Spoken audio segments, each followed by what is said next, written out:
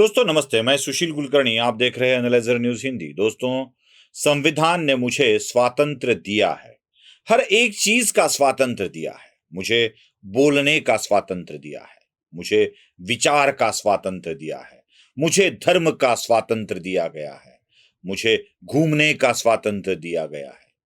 जैसे जैसे स्वातंत्र्य मिलता गया, स्वातंत्र्य के साथ कुछ और पाबंदियां भी है, ये भी हमें समझ लेना जरूरी है। मुझे बोलने का स्वातंत्र्य जरूर है, लेकिन मेरे बोलने से देश के अंदर विघटनकारी तत्व जन्म ना ले, देश के खिलाफ मैं ना बोलूं, संविधान के खिलाफ मैं ना बोलूं, ये भी मेरे ऊपर पाबंदियां हैं। जैसे मुझे बोलने का अधिकार दिया गया है, वैसे मुझे कुछ कर्तव्य भी दिए गए हैं कि मैं कर्तव्यों का निर्वहन करते करते ही अपनी स्वतंत्रता का लाभ ले सकूं। जैसे अधिकार है, वैसे कर्तव्य भी है। मेरे पास घूमने का स्वातंत्र्य है, देश के किसी भी कोने में मैं जा सकता हूं, लेकिन रिस्ट्रिक्टेड एरिया में मुझे जाने के लिए मनाही है। मेरा कर्तव्य है कि मैं उस मनाही का पालन करूं। मुझे लिखने का स्वातंत्र्य दिया गया है, लेकिन मैं वही बातें लिखूं जो सब लोगों के लिए अच्छी है। अगर मैं धर्म के अंदर, जाति के अंदर, देश के अंदर विद्वेष फैलाने वाला कुछ लिखता हूं तो पाबंदी लग जाती है। मुझे धर्म का स्वातंत्र्य है, मैं अपने हिसाब से धर्म का आचरण और धर्मों का निर्वहन कर सकता हूं, लेकिन मैं किसी के ऊपर मेरा धर्म थोप नहीं सकता, बिल्कुल थोप नहीं सकता। मुझे विचार का स्वातंत्र्य है, मैं किसी भी पार्टी के विचारधारा में सम्मिलित हो सकता हूं या ना भी हो सकता हूं, लेकिन इसका मतलब यह नहीं है कि मेरी विचारधारा मिलती नहीं है इसलिए मैं आपके खिलाफ अनर्गल बातें करता रहूं। अगर करता हूं तो जैसे कर्तव्य है, वैसे अगर नहीं करता हूं तो वो अपराध है और अपराध का दंड मुझे जरूर मिलना चाहिए। लेकिन कुछ लोग ऐसे हैं जो बार बार अपराध करते जा रहे हैं, उनके अपराध का दंड उन्हें नहीं मिल रहा है। शिवसेना के प्रमुख देश के चुनाव आयोग को चूना लगाव आयोग कहते हैं। शिवसेना उद्धव बाला साहेब ठाकरे पार्टी के प्रमुख बार बार चुनाव आयोग पर केंद्र की सरकार भारतीय जनता पार्टी का नौकर होने का आरोप लगाया जाता है। न कार्रवाई होती है, न उनके विधानों को बदलने का प्रयत्न होता है सरकार की तरफ से। बार बार न्यायालय पर भी उंगली उठाई गई।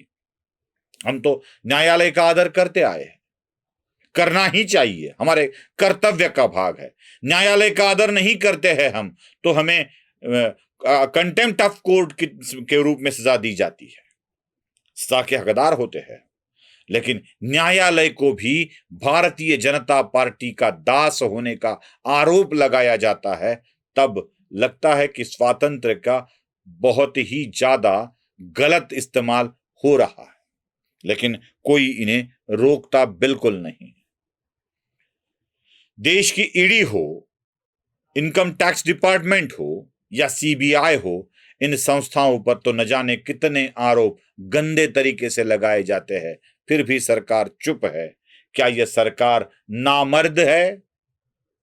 क्योंकि नेता मर्द होता है, अनुयायी मर्दानगी के होते हैं, पुरुषार्थ के होते हैं, पराक्रम के होते हैं, और यदि कोई पराक्रम नहीं दिखा पाता है तो उसे अपात्र समझा जाता है। कोई पराक्रम नहीं दिखाता है तो उसे अपात्र समझा जाता है।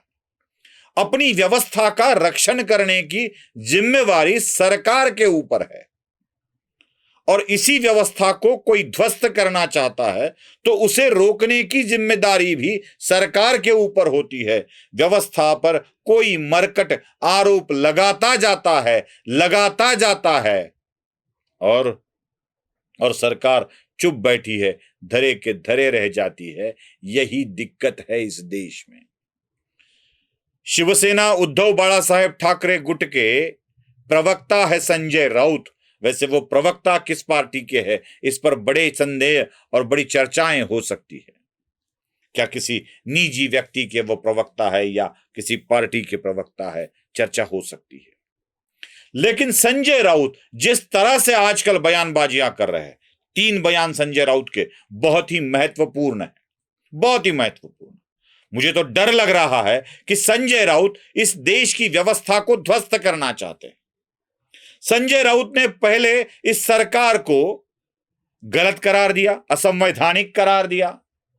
असंवैधानिक सरकार की सूचनाएं राज्य के अधिकारी एवं कर्मचारी न माने बल्कि इसका विरोध करे, यह भी सूचना दे डाली संजय राउत ने। देश की, राज्य की प्रशासनिक व्यवस्था को उन्हीं की सरकार के खिलाफ भड़काए जाना, इसे क्या कहा जाता है? मुख्यमंत्री के घर के सामने हनुमान चालीसा का पठन करने वाले एक सांसद और एक विधायक के ऊपर राजद्रोह का मुकदमा चल सकता है, तो देश में चल रही संवैधानिक सरकार को सहकार्य ना करे, यह संजय राउत का बयान किस गुनाह में आता है? जरा आप ही सोच लीजिए। क्या यह राजद्रोह नहीं है? अपनी ही व्यवस्था को, अपने ही शासन के खिलाफ भड़काना राजद्रोह का मामला ही बन सकता है। संजय राउत ये लगातार करते आ रहे हैं। इतना ही नहीं, राज्यपाल पद पर बैठ चुके भगत सिंह कोश्यारी का राजकीय अनुभव, राजकीय परिपक्वता एवं उनके पद की गरिमा को न समझते हुए, उनके उम्र की गरिमा को न समझते हुए न जाने क्या क्या कह देते हैं संजय राउत। लफंगा कह देते हैं, बदमाश कह देते हैं, जो कुछ मुंह में आया बक देते हैं।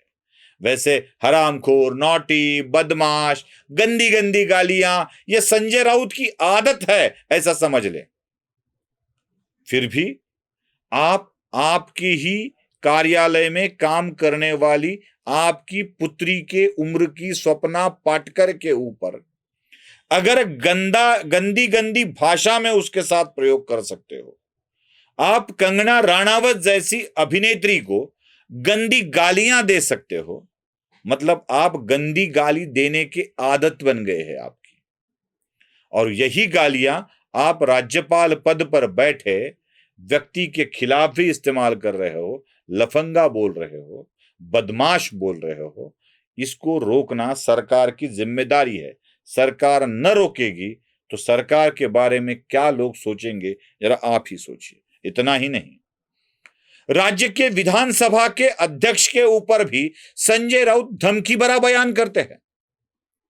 धमकी भरा। वो लोगों में घूम के तो देखे, वो जरा आकर तो देखे। इसका मतलब क्या होता है?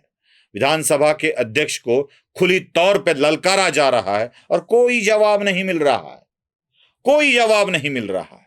बस बोला जाता है करारा जवाब मिलेगा, करारा जवाब मिलेगा। एक अकेले नीतीश राणे लड़ रहे हैं, कोई जवाब नहीं दिया जा रहा है। मुझे लगता है यह जवाब मुंह को मुंह से नहीं दिया जाना चाहिए, मुंह को बंद करने का तरीका ढूंढ लेना चाहिए।